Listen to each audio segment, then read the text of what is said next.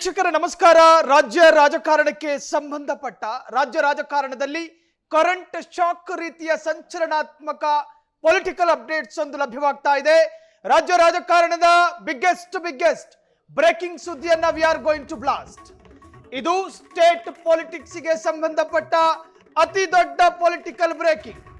ಆಳಂದದ ಹಿರಿಯ ಶಾಸಕ BR Patil speaker ಆಗ್ತಾರಂತೆ. Freedom ಟಿವಿಗೆ ಕಾಂಗ್ರೆಸ್ ಉನ್ನತ ಮೂಲಗಳ ಅತ್ಯಂತ ಪ್ರಬುದ್ಧ ಮಾಹಿತಿ ಇದು. BR ಪಾಟೀಲ್ ರಾಜ್ಯ ವಿಧಾನಸಭೆಗೆ ಹೊಸ ಸಾರಥಿ. ಸ್ಪೀಕರ್ ಹುದ್ದೆಗೆ BR ಪಾಟೀಲ್ ಹೆಸರು ಬಹುತೇಕ ಫಿಕ್ಸ್ ಅನ್ನೋ ಅತಿ ದೊಡ್ಡ ಅಪ್ಡೇಟ್ಸ್. ಇದು ರಾಜ್ಯ ರಾಜಕಾರಣದ ಬಿಗ್ಗೆಸ್ಟ್ ಬ್ರೇಕಿಂಗ್. ಆಳಂದದ ಹಿರಿಯ ಶಾಸಕ BR ಪಾಟೀಲ್ ಸ್ಪೀಕರ್ ಆಗ್ತಾರಾ? ಸ್ಪೀಕರ್ ರೇಸ್ ನಲ್ಲಿ BR ಪಾಟೀಲ್ ಮುನ್ನೆಲೆಗೆ ಈ ಹಿಂದೆಯೂ ಕೂಡ ಫ್ರೀಡಂ ಟಿವಿ ಭವಿಷ್ಯವನ್ನ ನುಡಿದಿತ್ತು. ಹೈಕಮಾಂಡ್ ಅಂಗಳದಲ್ಲಿ ಪಾಟೀಲ್ ಹೆಸರು ಫೈನಲ್ ಆಗಿದೆ ಅನ್ನೋ ಮಾಹಿತಿ. ಕರುನಾಡು ವಿಧಾನಸಭೆಗೆ ನೂತನ ಸಾರಥಿ. ಸ್ಪೀಕರ್ ಪೀಠಕ್ಕೆ BR ಪಾಟೀಲ್ ಅಲಂಕಾರ ಸಾಧ್ಯತೆ. ಸ್ಪೀಕರ್ ಕುರ್ಚಿಗೆ BR ಪಾಟೀಲ್ ಬಹುತೇಕ ಖಚಿತ. ಅವರು ಹೇಳಿದ್ರು ಇವರು ಹೇಳಿದ್ರು ಅನ್ನೋ ತರಹದ ಸುದ್ದಿ ಇದಲ್ಲ. ಅತ್ಯಂತ ಖಚಿತ ಅನುಭವಕ್ಕೆ ಸಿಗಲಿದೆಯಾ ಅತ್ಯುನ್ನತ ಗೌರವ. ಅವರಿಗಿರುವಂತಹ ಅನುಭವ. ಈ ಹಿಂದೆ ಕಾನೂನು ಸಚಿವರಾಗಿದ್ರು. ಕಲ್ಯಾಣ ಕರ್ನಾಟಕ ಭಾಗದ ನಾಯಕನಿಗೆ ಬಿಗ್ ಆಫರ್. ಮಾಜಿ CM ಸಲಹೆಗಾರನಿಗೆ ದೊಡ್ಡ ಹುದ್ದೆ ಸಿಗಲಿದೆಯಾ? ವಿಧಾನಸಭೆ ಸ್ಪೀಕರ್ ಹುದ್ದೆಯತ್ತ BR ಪಾಟೀಲ್ ಹೆಜ್ಜೆಯನ್ನು ಇಡುತ್ತಿದ್ದಾರೆ. ಕಾಂಗ್ರೆಸ್ ಉನ್ನತ ಮಟ್ಟದ ಸಭೆಯಲ್ಲಿ ಮಹತ್ವದ ನಿರ್ಧಾರ ಆಗಿದೆ. ಬಹುತೇಕ ಅವರಿಗೆ ಸಿಗೋ ಸಾಧ್ಯತೆಗಳಿದೆ. ಇದು ರಾಜ್ಯ ರಾಜಕಾರಣದ ಬಿಗ್ಗೆಸ್ಟ್ ಪೊಲಿಟಿಕಲ್ ಸಂಚಲನಾತ್ಮಕವಾದ ಬ್ರೇಕಿಂಗ್. ಈಗಾಗಲೇ DK ಶಿವಕುಮಾರ್ ಅವರ ಕ್ಯಾಬಿನೆಟ್ ನಲ್ಲಿ ಎರಡನೇ ಸುತ್ತಿನಲ್ಲಿ ಯಾರ್ಯಾರು ಮಿನಿಸ್ಟರ್ ಆಗಬಹುದು ಅನ್ನೋ ಊಹಾತ್ಮಕವಾದ ಚರ್ಚೆಗಳಾಗ್ತಾ ಇದೆ ರಾಜ್ಯದಲ್ಲಿ. ಲಕ್ಷ್ಮಿ ಹೆಬ್ಬಾಳ್ಕರ್ ಬೆಂಬಲಿಗರು ಲಕ್ಷ್ಮಿ ಎರಡನೇ ಸುತ್ತಿನಲ್ಲಿ ಮಿನಿಸ್ಟ್ರ.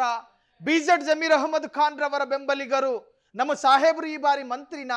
ಈ ಎಲ್ಲ ಚರ್ಚೆಗಳನ್ನ ಓವರ್ಟೇಕ್ ಮಾಡಿ, ಈ ಎಲ್ಲ ಚರ್ಚೆಗಳನ್ನ ಸ್ಫೋಟ ಮಾಡಿ BR ಪಾಟೀಲ್ ಅನ್ನುವ ಹೆಸರು ಅತ್ಯಂತ ಸುದೀರ್ಘವಾಗಿ ಚರ್ಚೆ ಆಗ್ತಾ ಇದೆ. ಏನಂತ? ಅವರಿಗೆ ಈ ಬಾರಿ ಸ್ಪೀಕರ್ ಹುದ್ದೆ ಸಿಗುತ್ತೆ ಅನ್ನೋ ಖಚಿತ ಇರುವ ಮಾಹಿತಿ. ಆಳಂದ ಕ್ಷೇತ್ರದಿಂದ ಸತತ 3 ಬಾರಿ MLA ಆಗಿ ಆಯ್ಕೆಯಾದಂತಹ ವ್ಯಕ್ತಿತ್ವ. ವಿಧಾನ ಪರಿಷತ್ ಸದಸ್ಯರಾಗಿಯೂ ಸೇವೆ ಸಲ್ಲಿಸಿದ್ದಾರೆ. ಅವರಿಗೆ ಅನುಭವ ಇದೆ. MLC ಆಗಿ ಈ ಹಿಂದೆ ಉಪಸಭಾಪತಿಯಾಗಿಯೂ ಕೆಲಸ ಮಾಡಿದ ಅನುಭವ ಅವರಿಗಿದೆ. DK ಕ್ಯಾಬಿನೆಟ್ ನಲ್ಲಿ ಮಂತ್ರಿಗಿರಿಗೆ ಪಟ್ಟು ಹಿಡಿದಿದ್ದ ಶಾಸಕರು, ಅವರು ಬೆಂಬಲಿಗರು ಕೂಡ ಒತ್ತಡವನ್ನು ಹಾಕರು. ಯೋಗ್ಯತೆ ಅರ್ಹತೆ ಇರುವ ವ್ಯಕ್ತಿತ್ವಕ್ಕೆ ಸ್ಪೀಕರ್ ಸ್ಥಾನ ಸಿಗೋದ್ರಲ್ಲಿ ಅಥವಾ ಆ ಹುದ್ದೆಗೆ ತಕ್ಕದಾದಂತಹ ಗೌರವ. ಈ ಹಿಂದೆ ಉಪಸಭಾಪತಿಯಾಗಿಯೂ ಕೂಡ ಕೆಲಸ ಮಾಡಿರುವ ಅನುಭವ ಅವರಿಗಿದೆ. DK ಕ್ಯಾಬಿನೆಟ್ ನಲ್ಲಿ ಮಂತ್ರಿಗಿರಿಗೆ ಈಗಾಗಲೇ ಅನೇಕ ಲಾಬಿಗಳು ನಡೀತಾ ಇದೆ. 2023ರಲ್ಲಿ ಮೊದಲ ಬಾರಿ MLA ಆದವರಿಗೂ ನಾನೊಂದು ಮಂತ್ರಿ ಆಗಬೇಕು ಅನ್ನೋ ಆಸೆ. ಈ ಎಲ್ಲದರ ನಡುವೆ 3 ಬಾರಿ MLA ಆಗಿ, ವಿಧಾನ ಪರಿಷತ್ ಸದಸ್ಯರಾಗಿ, MLC ಆಗಿ, ಉಪಸಭಾಪತಿಯಾಗಿ ಅನುಭವ ಇರತಕ್ಕಂತಹ BR ಪಾಟೀಲ್ ಸೊ ಅವರಿಗೆ ಸಿಗುತ್ತೆ ಅನ್ನುವಂಥ ಚರ್ಚೆ ಇದೆ. ಈ ಬಗ್ಗೆ ಹೆಚ್ಚಿನ ಡೀಟೇಲ್ಸ್ ಕೊಡೋದಕ್ಕೆ ನಮ್ಮ ಪೊಲಿಟಿಕಲ್ ರಿಪೋರ್ಟರ್ ಮಾರುತಿ ಫೋನ್ ಸಂಪರ್ಕದಲ್ಲಿ.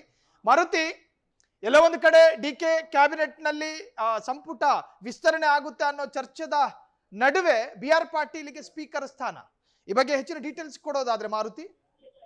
ಹೌದು, ಸ್ಪೀಕರ್ ಸ್ಥಾನಕ್ಕೆ ಸಾಕಷ್ಟು ಚರ್ಚೆ ನಡೀತಾ ಇತ್ತು. ಪ್ರಮುಖವಾಗಿ ಸಾಕಷ್ಟು ಆಕಾಂಕ್ಷೆಗಳ ಲೀಸ್ಟ್ ಇತ್ತು. ಎಲ್ಲ ಒಂದ್ ಕಡೆ ಸಚಿವ ಸ್ಥಾನ ಸಿಗದವರು, ಅಂದ್ರೆ ಏನ್ ಹಿಂದೆ ಸೀನಿಯರ್ ಇದ್ದಾರೆ, ಹಿಂದೆ ಸಚಿವರಾಗಿ ಕೆಲಸ ಮಾಡಿದ್ರು, ಅವರು ಕೂಡ ಸ್ಪೀಕರ್ ಸ್ಥಾನಕ್ಕೆ ಲಾಬಿಯನ್ನ ನಡೆಸ್ತಾ ಇದ್ರು. ಅಂದ್ರೆ ಸಚಿವ ಸ್ಥಾನಕ್ಕೆ ಯಾವ ರೀತಿ ಲಾಬಿ ಇತ್ತು, ಸ್ಪೀಕರ್ ಸ್ಥಾನಕ್ಕೂ ಕೂಡ ಅಷ್ಟೇ ಲಾಬಿಯನ್ನ ನಡೆಸ್ತಾ ಇದ್ರು. ಪ್ರಮುಖವಾಗಿ ದಿನೇಶ್ ಗುಂಡೂರಾವ್ ಹೆಸರು ಆಗಿರ್ಬೋದು, ಮತ್ತೆ ಹಿಂಗೆ ಸಾಕಷ್ಟು ನಾಯಕರ ಕೂಡ ಹೆಸರು ಕೂಡ ಪ್ರಮುಖವಾಗಿ ಕೇಳಿ ಬರ್ತಿತ್ತು. ಅದೇ ರೀತಿ BR ಪಾಟೀಲ್ ಹೆಸರು ಕೂಡ ಮೊದಲಿಗೆ ಆ ಸ್ಪೀಕರ್ ಸ್ಥಾನದಲ್ಲಿ ಕೇಳಿ ಬರ್ತಾ ಇತ್ತು. ಈಗ ಅವ್ರಿಗೆ ಹೈಕಮಾಂಡ್ ಸ್ಪೀಕರ್ ಸ್ಥಾನ ಕೊಡೋದಕ್ಕೆ ನಿರ್ಧಾರ ಮಾಡಿದೆ ಎಂಬ ಚರ್ಚೆ ಕೂಡ ಪ್ರಮುಖವಾಗಿರುವಂತದ್ದು. ಯಾಕೆಂದ್ರೆ ಅವರು ಕಲ್ಯಾಣ ಕರ್ನಾಟಕ ಭಾಗದ ನಾಯಕರಾಗಿರುವಂತದ್ದು. ಪ್ರಮುಖವಾಗಿ 3 ಬಾರಿ ಶಾಸಕರಾಗಿ ಮತ್ತು ಒಬ್ಬರು ವಿಧಾನ ಪರಿಷತ್ ಸದಸ್ಯರಾಗಿಯೂ ಕೂಡ ಕೆಲಸವನ್ನ ನಿರ್ವಹಿಸಿರೋದ್ರಿಂದ ಮತ್ತು ತುಂಬಾ ಅನುಭವಿ ಕೂಡ ಆಗಿರೋದ್ರಿಂದ, ಯಾಕೆಂದ್ರೆ ಅವ್ರು ಸಚಿವ ಸ್ಥಾನಕ್ಕೆ ಸಾಕಷ್ಟು ಪಟ್ಟ ನಡೆದಿದ್ರು, ಹೈಕಮಾಂಡ್ ನಾಯಕರನ್ನ ಭೇಟಿಯಾಗಿದ್ರು ಮತ್ತು DKಶಿ ಅವ್ರನ್ನ ಭೇಟಿಯಾಗಿ ಕೂಡ ಚರ್ಚೆಯನ್ನ ನಡೆಸಿದ್ರು. ಅಂದ್ರೆ ಸಚಿವ ಸ್ಥಾನ ಬೇಕೇ ಬೇಕು ಅಂತ. ಆದ್ರೆ ಎಲ್ಲ ಒಂದ್ ಕಡೆ ಅವ್ರನ್ನ ಮನವೊಲಿಸಿ ಸ್ಪೀಕರ್ ಸ್ಥಾನಕ್ಕೆ ಕೊಡ್ತಾರೆ ಎಂಬ ಚರ್ಚೆ ಕೂಡ